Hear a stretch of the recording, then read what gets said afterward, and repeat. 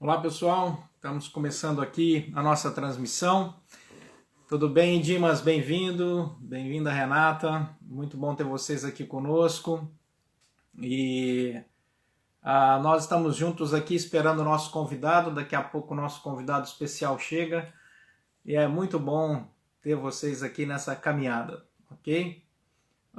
É importante você saber o que é que nós estamos fazendo aqui, né? A intenção é fazer um café teológico e às sextas-feiras. Então nós queremos convidar você para ser o nosso companheiro aí nessa caminhada, nesse café teológico.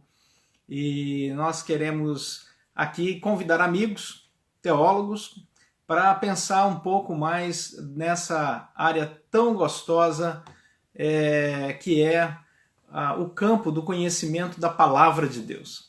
Então é isso que nós estamos aqui convidando você para fazer nessa nossa caminhada. E eu tenho certeza que vai ser um tempo muito bom, um tempo especial, um tempo onde Deus vai falar ao nosso coração aqui, né? Nós temos várias pessoas chegando aqui e é muito bom ter você conosco. Daqui a pouco o Augusto Nicodemos chega. Eu convidei uma série de amigos para participar desse tempo, esse tempo de reflexão teológica, e a intenção é até tirar algumas dúvidas de vocês que estão entrando aqui conosco nessa live às sextas-feiras, tá bom? Já adianto para você que o próximo convidado nosso será o Jonas Madureira, na próxima semana, e vamos sentar aqui para nós batermos o nosso papo, hoje com Augusto Nicodemos, na próxima semana com Jonas Madureira, e o Jonas vai chegar um pouco mais cedo na próxima semana, na sexta-feira, então vai ser muito bom estarmos juntos. Na outra semana, daí 2 semanas, teremos o Franklin Ferreira conosco, e por aí vai. Então, a cada sexta-feira, um convidado especial, um teólogo, alguém que conhece bastante a palavra do Senhor, para poder caminhar conosco e pensar um pouco esse desafio, né, teológico, tá bom? Então é muito bom ter você aqui conosco, seja muito bem-vindo. Estou esperando aqui o nosso convidado, a qualquer momento ele entra para falar conosco, e eu quero destacar para você aqui alguns livros, né, que o Augusto Nicodemos escreveu e que eu recomendaria para você aprofundar um pouco mais o seu conhecimento teológico, tá bom? Então, se você está aí com bastante tempo agora para ler, né, a palavra de Deus e alguns bons livros de teologia, seja muito bem-vindo e é muito bom ter você aqui conosco, tá bom? Parece que o nosso convidado está entrando aqui. Nosso convidado está chegando. E estamos esperando a entrada dele aqui. Ô Augusto, bem-vindo! Obrigado, reverendo Leonardo. Que alegria estar aqui contigo. Ô, meu querido, que coisa boa, que honra receber você aqui no nosso primeiro Café Teológico. A honra é minha. Pena que não dá para tomar esse café juntos, né? Ó, a canequinha está aqui, ó. Segure Augusto, aí seja para muito tempos bem-vindo. melhores. Com certeza. Seja muito bem-vindo, é um grande privilégio ter você aqui, uma honra. Obrigado. E saiba que aqui no Rio de Janeiro, na Igreja Presbiteriana da Gávea, nós somos assim leitores assíduos dos seus livros. E um pouquinho antes de você entrar, eu estava aqui recomendando alguns dos seus livros para a nossa turma, né? O Poder de Obrigado. Deus aqui, o Comentário de Romanos, né? E tantos outros aqui, de Gálatas, né? Tenho tudo aqui, alguns autografados, esses custam mais caros. Gente, vamos lá. Em primeiro lugar, eu queria dizer que é um enorme privilégio receber o Dr. Augusto Nicodemos aqui, porque é um amigo que eu admiro. Deus tem me dado o privilégio de trabalhar com ele na JET nos últimos 6 anos, e temos rodado esse país aí, né, Augusto, vendo a nossa educação teológica, e agora separados aí por causa dessa Covid. Como estão as coisas aí na sua cidade, Recife, igreja? Aham. Ô, Léo, aqui o Pernambuco foi bem afetado, se não me engano, é o quarto estado mais afetado, né? E as UTIs disponíveis aqui na cidade do Recife, elas já estão no limite de utilização. E agora, ontem, o governador ele prorrogou a quarentena por mais 15 dias. Tinha feito o anterior decreto, né, isolando tudo, né, até o dia 30. Pensávamos que haveria um relaxamento, inclusive até a gente ficou meio alegre, esperançoso, mas a curva do vírus parece ainda ser ascendente aqui em Pernambuco. Então, eles optaram por uma continuação de pelo menos mais 15 dias e escolas e universidades mais 30, né? Só vai abrir no final de maio. E aí, então, a igreja, por enquanto, entendendo que isso não configura uma perseguição religiosa, a igreja está se submetendo às autoridades. Nós não estamos nos reunindo presencialmente, estamos fazendo isso através dos recursos, né, que, graças a Deus, estão à nossa disposição, e tentando pastorear o rebanho, nos manter confiantes, firmes, ajudando os necessitados e esperando até o momento que Deus vai aliviar a sua mão sobre nós, para que nós possamos respirar outra vez e voltar ao novo normal, né, que virá depois da pandemia. É isso aí, é. E a minha primeira pergunta, né, agora dentro já no nosso campo de discussão aqui, vai nessa direção. Você acha que essa pandemia veio colocar a humanidade no seu devido lugar? Ou seja, a humanidade estava muito, eu diria, orgulhosa de si mesmo, né? Ela se achava dominadora de todas as coisas, né, do tempo, do espaço, da ciência, e Deus foi deixado de lado em muitos lugares nesse mundo, nós sabemos disso, inclusive regiões onde o evangelho floresceu ao longo da história e foi extremamente importante, até na formação cultural de países, né? E na herança econômica, de estabilidade econômica deles. Eis que, de repente, esses países, essas regiões abandonaram Deus, esqueceram de Deus.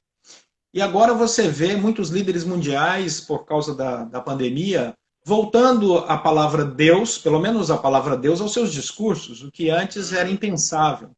Então, você acha que essa pandemia ela vem para colocar a humanidade no seu devido lugar e de tabela, a teologia ruim também no seu devido lugar, né? Porque a teologia ruim agora ela está em crise.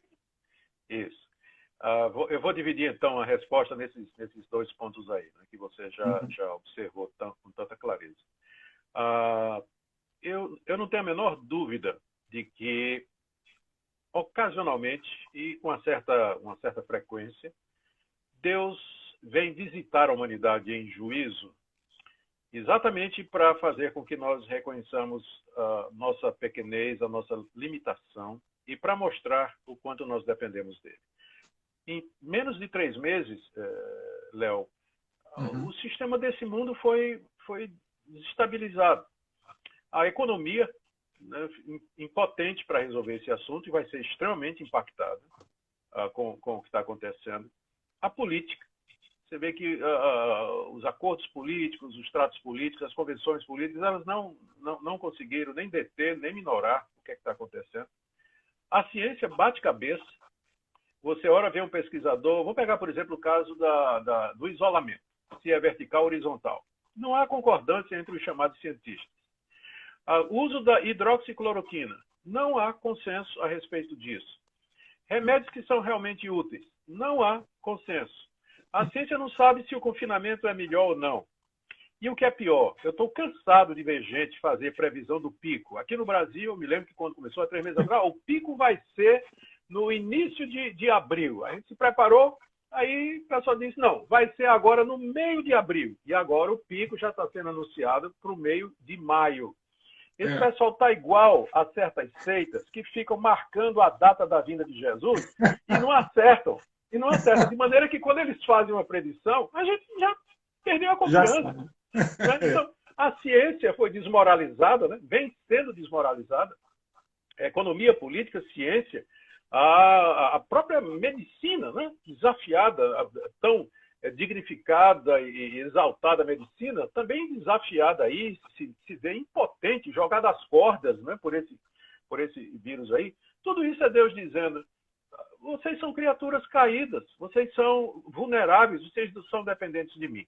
Como diz lá o Salmo, né, tu reduzes o homem ao pó e dizeis: tornai filhos dos homens, tornai para mim, né, voltai para mim. Então, eu totalmente de acordo contigo. E como você falou também, como você disse na sua pergunta, a teologia ruim também, ela deve entrar no lugar. Deixa eu dizer, teologias, elas têm que ser testadas pela história. As pessoas elaboram teorias a respeito de Deus, do mundo, do mal, da salvação, da natureza humana, mas o verdadeiro teste de uma teologia é a história. É você olhar para trás e ver como ela ajudou, se ela funcionou, ou quais foram os resultados dela na prática. Como Jesus disse, pelos frutos conhecereis. O brasileiro, o evangelicalismo brasileiro, ele não estava preparado para isso, porque a boa parte do evangelicalismo brasileiro foi ensinado na teologia da prosperidade, na teologia do triunfo, na teologia da vitória, de que todo mal é do diabo, que nós podemos decretar o fim do mal, que nós podemos curar todas as doenças se nós tivermos fé, que se nós servirmos a Deus, nós vamos ser prósperos, nós vamos ter dinheiro em quantidade, e vamos ter tudo que nós precisamos. E o que nós estamos vendo é que essa pandemia testou essa teologia e ela não responde. A gente está desesperada, gente que está desesperada porque está vendo que o que ela acreditou não funciona, não está funcionando. Gente que tem que rever a sua situação teológica. Por exemplo, gente que está aí, você está vendo, e o pior, Léo, o pior é que tem gente que está insistindo. Você vê aí determinados líderes dizendo: eu expulso o coronavírus, eu decreto vitória e tudo mais. Por que esse pessoal não decretou? Por que esse pessoal não avisou a gente da chegada do coronavírus no final do ano passado? Os profetas sabem tudo, né? Por antecedência. Por que eles não vieram? Por que eles não preveniram a gente a respeito disso? E olha que a abrangência é mundial, né? Seriam profetas de qualquer lugar do mundo que poderiam ter ajudado. Como o profeta Ágabo, lá no livro de Atos, que ele chegou, se apresentou e anunciou uma fome que aconteceu durante o reinado do imperador Cláudio. Então, ou então, outra coisa, a teologia... Eu vou agora virar os canhões para o nosso lado, Léo. A própria teologia reformada, ela está sendo testada, particularmente numa coisa. Às vezes os calvinistas, nós estamos tão seguros da soberania de Deus e do controle de Deus, que a gente se torna meio que cético ou cínico diante do sofrimento das pessoas. A gente não ora, né? A gente não ora assim, diz: Senhor, para com isso, Senhor, livra-nos, retira a tua mão de sobre nós, muda essa situação, porque lá no fundo a gente está convencido de que Deus está realizando o plano que ele estabeleceu desde a fundação do mundo. Não percebendo que crer nisso não anula o que a Bíblia nos ensina, que é ter compaixão, interceder, pedir que Deus transforme situações e que a oração faz a diferença. Então, esse lado da teologia reformada, ele tem que ser depurado também. E uma crise como essa nos mostra exatamente isso, que nós precisamos ter compaixão, né, e crer na oração. A oração funciona, mesmo que Deus, desde a eternidade, já decretou tudo que existe. Mas a oração faz parte dos planos dele. Exato. Uma das coisas mais interessantes na definição de oração da teologia reformada, né, é o fato de que a oração ela muda o nosso coração, muda a nossa percepção dos fatos, né, e nos torna mais ternos nos nossos relacionamentos com Deus, com o próximo e até na nossa autocrítica, né? Verdade, então, verdade. É uma relação que, de fato, precisa ser aprofundada. Na teologia, eu creio, e tenho falado muito sobre isso, nós precisamos aprofundar mais a questão do livre-arbítrio e da livre-agência, esse diálogo teológico que está faltando um pouco de aprofundamento, né? O quanto isso, de fato, está na nossa gerência, aquilo que a gente chama de soberania de Deus e responsabilidade humana, né? Então, são coisas agora que são trazidas à tona e que estavam escondidas, né, num cobertor teológico fino de entretenimento hedonista. Exato. E agora esse cobertor foi jogado longe porque ele não aplaca o frio. E as pessoas estão abrindo ali os seus armários e buscando um cobertor mais grosso teológico para aguentar o frio, né, Augusto? É verdade, sim, verdade. E isso me faz lembrar também outra coisa que me passou agora na cabeça, Léo. Eu fico pensando na situação, pensando ainda na teologia, como ela é confrontada por isso, né? Eu fico pensando eu fico pensando na situação daqueles membros de igrejas que vivem na base de eventos, onde e nesses eventos a centralidade é exatamente campanhas, prosperidade, recolhimento de oferta e tudo mais. E de repente eles não podem mais se reunir. E aí o que eles estão fazendo? Né? Os pastores que antes não tinham mensagem para dar, não sabem, né? não sabem pregar a Bíblia, só sabem pregar aqueles jargões, pregar campanha, pregar vitória, aquele tipo de coisa. Então as ovelhas estão perdidas aí. O que elas estão fazendo? Elas estão indo em massa buscar comida na internet, em lives, em devocionais, em cultos transmitidos online, onde eles têm bom alimento. Quando tudo isso passar, eu me pergunto qual o efeito que isso vai ter nessas igrejas. Será que esse pessoal que aprendeu a boa teologia durante a pandemia vai querer continuar? Eles vão continuar vivendo aquilo ali? É uma coisa que eu me pergunto, né? É uma coisa que eu fico aqui questionando no meu coração. Exatamente. Nós vivemos uma época da informação em massa, né? Você tem informação em todos os lugares, de diversas fontes, e criou-se um termo chamado curadoria da informação.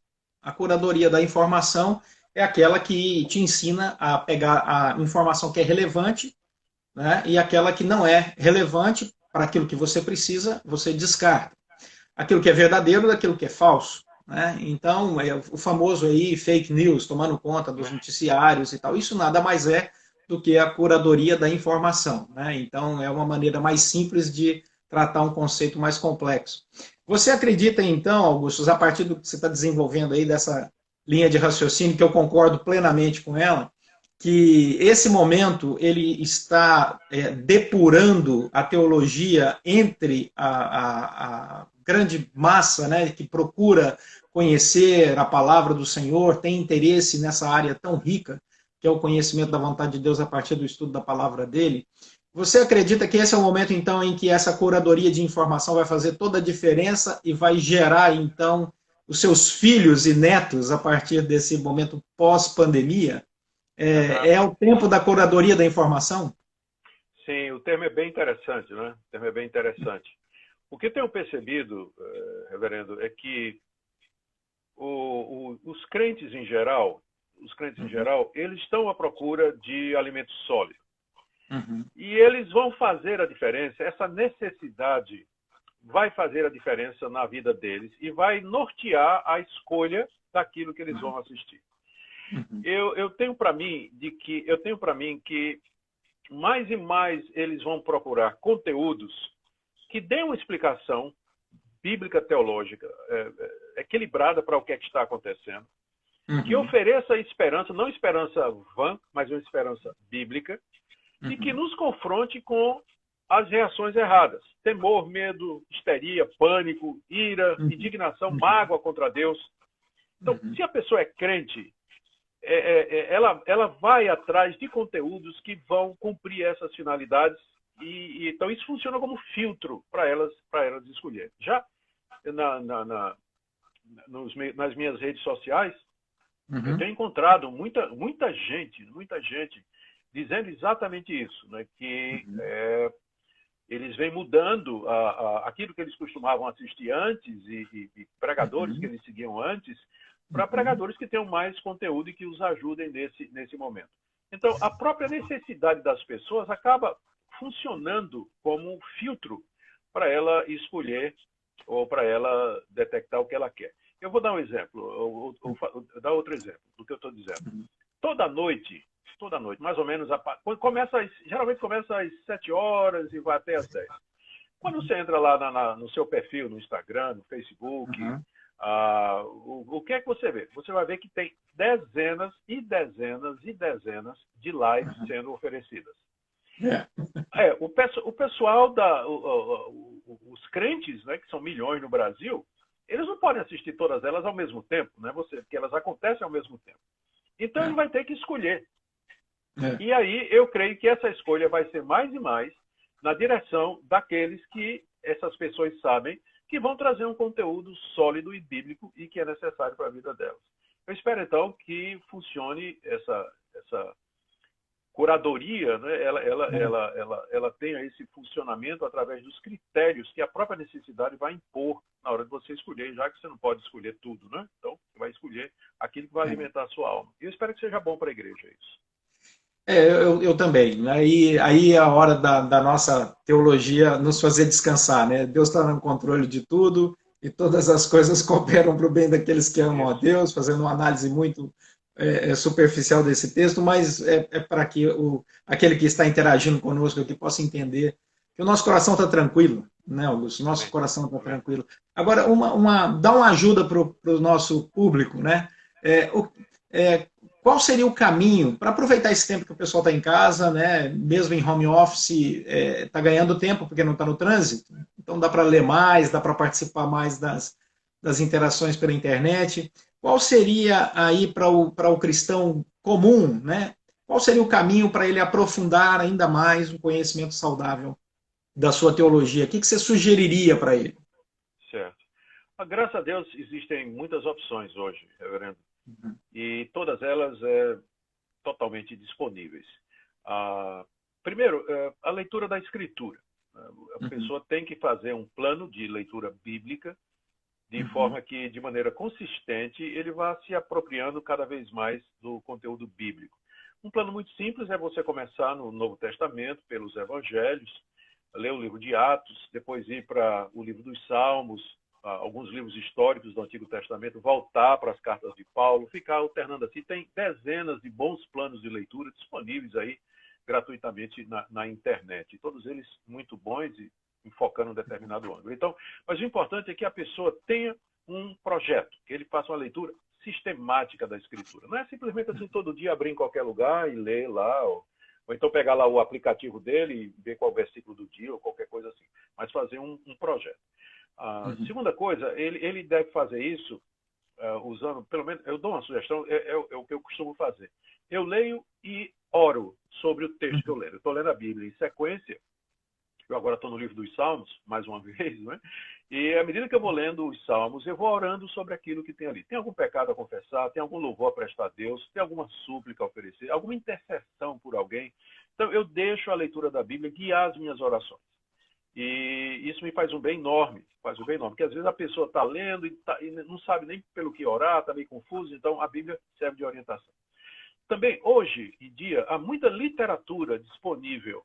As editoras estão oferecendo livros gratuitamente, PDFs que são liberados, não PDF pirata, né? Mas PDFs que são liberados pelas editoras, às vezes não é nem pelo autor, porque o autor não tem os direitos, né? Quem tem o direito é a editora, né? Então a editora libera determinados livros, tem o e-book, que são livros virtuais, que podem ser lidos de maneira digital, que também muitos deles são gratuitos. Então existe uma boa literatura e a gente deve procurar aquela literatura que represente o cristianismo bíblico, histórico, a teologia saudável, né? A teologia saudável. Então, leitura de bons livros. E agora começou a aparecer, não sei se você percebeu, mas começaram a aparecer os congressos online. Fantástico, né? Você vê como a igreja ela vai se adaptando, né? Ela vai se adaptando. Então, eu sei que a editora Cultura Cristã está oferecendo um congresso online, tem pelo menos 22 autores que vão estar trabalhando nisso, e a Sociedade Bíblica do Brasil também vai estar oferecendo um, que eu vou ter também a oportunidade de participar. O Seminário Martin Busser está oferecendo um também, essa semana agora.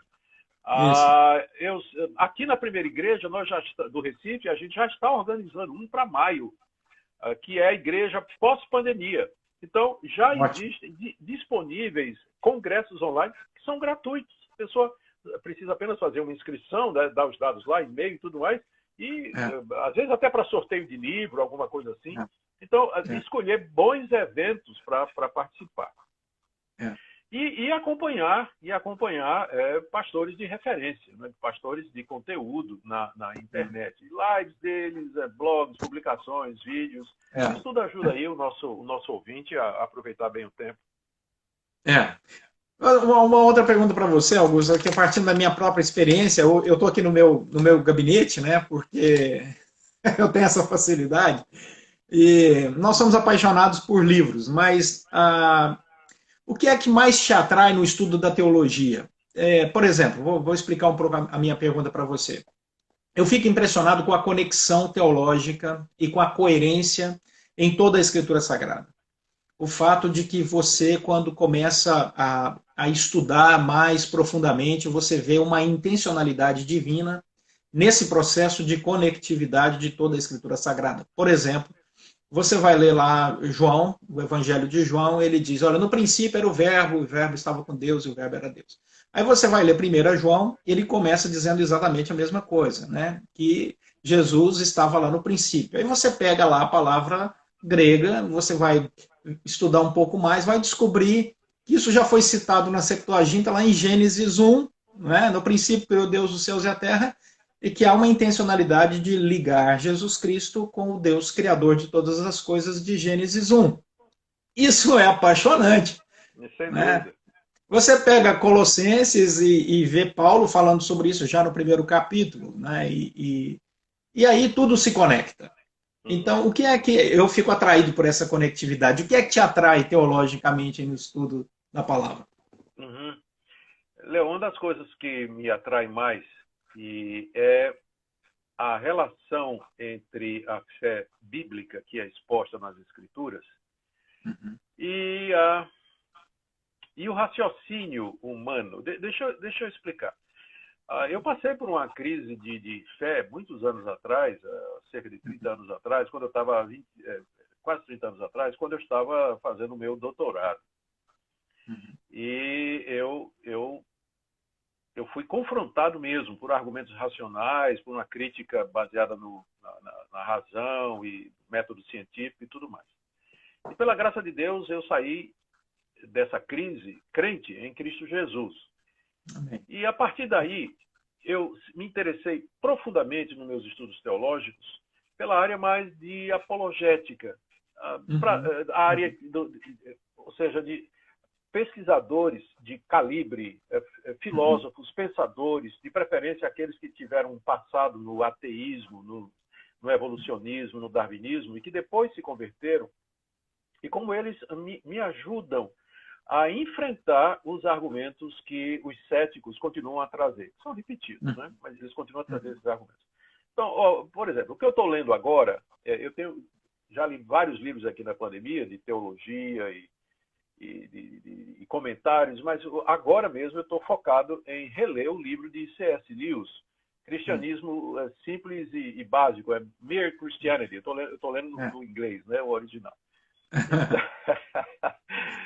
E, cara, é bom demais. O raciocínio de C.S. Lewis, que era um agnóstico, que era um ateu, né? A maneira como ele, sem apelar a princípio para a Bíblia, ele usa a própria razão e o próprio partindo da graça comum, da argumentação comum, do raciocínio, da lógica, ele vai desmontando o pensamento anticristão e vai propondo a validade, a seriedade, a plausibilidade do ensino bíblico. Então, isso me atrai muito. Eu gosto disso. E isso fala muito ao meu coração. E eu leio com muito prazer isso aí. Eu queria recomendar um livro seu aqui para aprofundar, quer dizer, para sair um pouco desse universo raso teológico. Você escreveu livros fantásticos, mas esse livro aqui, ó, A Bíblia e seus Intérpretes, isso é de uma riqueza. Isso deve ter dado um trabalho para você escrever. Alguns anos. Porque o livro pesado, né? Assim, é um livro riquíssimo e você conseguiu colocar uma linguagem muito acessível e profunda ao mesmo tempo. Então, se você que está aqui participando conosco quiser uma literatura que traspassa essa história toda da interpretação com muita riqueza e profundidade e beleza, né? Leia esse livro aqui, ó. A Bíblia e seus Intérpretes, do Dr. Augustus, da Cultura Cristã, tá bom? E Valeu, valeu. é um livro magnífico. Você está de parabéns, Augusto. Essa obra, Obrigado, o que você escreve é sempre bom, né? É sempre bom. Mas nesse obrigado. caso, nós que conhecemos o assunto que você está escrevendo, realmente, quanto tempo você demorou para pesquisar e debruçar em cima desse livro? Esse livro começou com um curso que eu fiz em Westminster, quando eu estava terminando meu doutorado, que foi oferecido pelo Dr. Moisés Silva, que apesar do nome, ele é cubano, né? Mas na verdade ele nasceu nos Estados Unidos, é de origem cubana. Uhum. E Dr. Moisés Silva sabia tudo sobre tudo. É uma escola. Hoje ele trabalha como um dos editores da Zondervan, mas ele era o professor de Novo Testamento, de interpretação bíblica naquela época. E ele deu um curso de verão, daqueles cursos oferecidos, que era opção para os alunos fazerem durante o período de férias. Eu me matriculei e fiz o curso, onde Uhum. ele falava de alguns aspectos da história da interpretação. E aí eu percebi que uma das melhores maneiras para você estudar hermenêutica é do ponto de vista da história. Como a igreja vem lendo a Bíblia sobre aquilo. Quando terminou o doutorado, eu voltei para o Brasil para dar aulas, e um dos primeiros cursos que eu comecei a preparar foi exatamente sobre esse assunto. E Uhum. aí, a cada ano, pesquisando, escrevendo, oferecia um pedaço como aula e refinando. Os alunos questionavam e, assim, eu creio que levou uns 3 anos, mais ou menos, de pesquisa e relacionamento com os alunos, entendendo as dificuldades dos alunos, para que o livro, então, pudesse ser montado. E a partir das minhas anotações de sala de aula, das pesquisas e tudo, então, o livro foi escrito, né? Foi escrito e, de fato, nesse sentido, ele é um único na literatura, né? Você não tem É, muita coisa em português que fale da história da interpretação, né? Geralmente livros não. de hermenêutica e tudo, mas não da história. Então, por enquanto, ele ainda continua saindo bem, No porque não tem começo, no começo, concorrente. no começo do seu livro, você matou a questão numa frase. Você disse assim, ó, algumas pessoas, quando falam sobre interpretação da escritura, dizem o seguinte, vamos deixar de lado essas questões e simplesmente ler a Bíblia como ela é. Aí você diz assim, infelizmente, uma abordagem assim não é possível. Não, Ou não é seja, possível. não dá, gente. Não. Ou você mergulha de cabeça. Eu vou usar um exemplo aqui, Augusto, já caminhando para o final da nossa live aqui, um exemplo muito goiano, né? Estou morando aqui no Rio, você em Recife, mas nós tivemos o privilégio de conhecer Caldas Novas. Sim. Eu costumo dizer que teologia é como você chegar em Caldas Novas, naquelas águas termais, num dia frio, e colocar só os pés na piscina de água quente, ficar sentado lá de fora e dizendo assim, não, eu entendo um pouco de teologia. Você não está curtindo a teologia, meu amigo, você Não. precisa mergulhar nela, Excelente, excelente. É isso mesmo. É isso mesmo. Tem não que é? mergulhar mesmo. Sim, Tem que sim. mergulhar. Aí você vai descobrir o que é prazer, como ela relaxa, renova, não é? E Eu tive você uma, quer sempre desfrutar. eu tive uma experiência, Léo, quando, logo depois da minha conversão, no meu caso, a minha conversão e o chamado para pregar o evangelho foram simultâneos, aconteceram na mesma época. Eu estava terminando o meu curso na Universidade Federal de Pernambuco, larguei tudo, comecei a pregar o evangelho, e muita gente começou a dizer assim, vá para o seminário se preparar. Eu dizia, eu não preciso de teologia. Para quê? Eu tenho a Bíblia, já estou pregando, estou evangelizando, ganhando gente para Cristo, organizando igrejas, já tenho trabalhado em 2, né? Então, por que eu vou fazer isso? Finalmente, né, assim, meio que com muita relutância, eu fui para o Seminário Presbiteriano do Norte. E Uhum. lá no meu primeiro ano, tinha um professor de teologia já falecido, o reverendo Gerson Gouveia, professor de teologia sistemática. E Uhum. no primeiro dia de aula, eu fiz questão de dizer para eles, professor, eu estou aqui por uma série de motivos, mas com certeza vou dizer para o senhor, eu não creio que a teologia possa ser de alguma ajuda para mim. O que me interessa é ler a Bíblia, orar e evangelizar. Ele disse, eu queria que você aguardasse até o fim do semestre, que eu vou dar teologia sistemática aqui, e depois a gente volta a conversar. Não precisou nem chegar ao final do semestre. Eu fui completamente convencido. Teologia me ensina a ler a Bíblia, ela me ensina a orar, ela me ensina a viver a vida cristã, ela organiza o meu pensamento, ela me dá É, condições de dar resposta às indagações minhas e de outras pessoas. Foi a melhor exato. coisa que eu fiz na minha vida, foi ter um estudo teológico que arrumasse a minha cabeça e apontasse na direção certa. É isso exatamente que você está dizendo. É isso mesmo. E quem diz que a academia teológica distancia o teólogo da intimidade com Deus está lendo péssima academia, Com não é? certeza.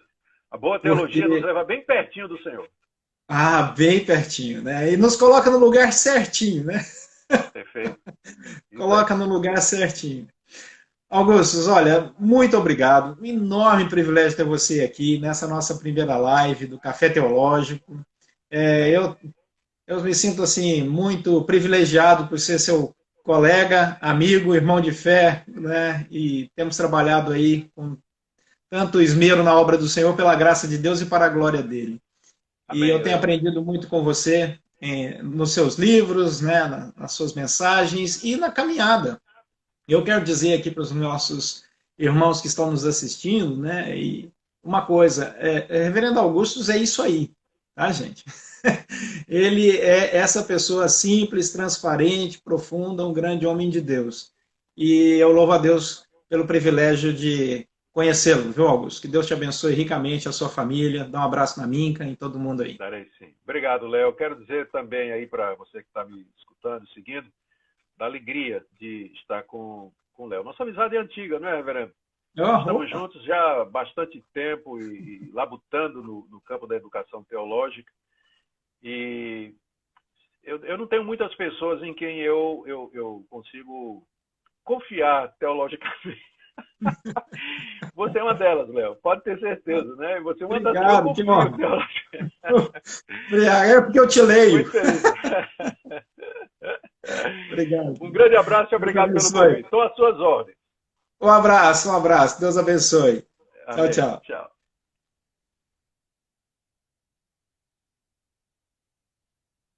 Queridos, tchau, tchau. Um abraço para todos vocês. Muito obrigado. Espero vocês na próxima sexta-feira, às 17 horas, com Jonas Madureira, aqui no nosso Café Teológico. Tchau, tchau. Deus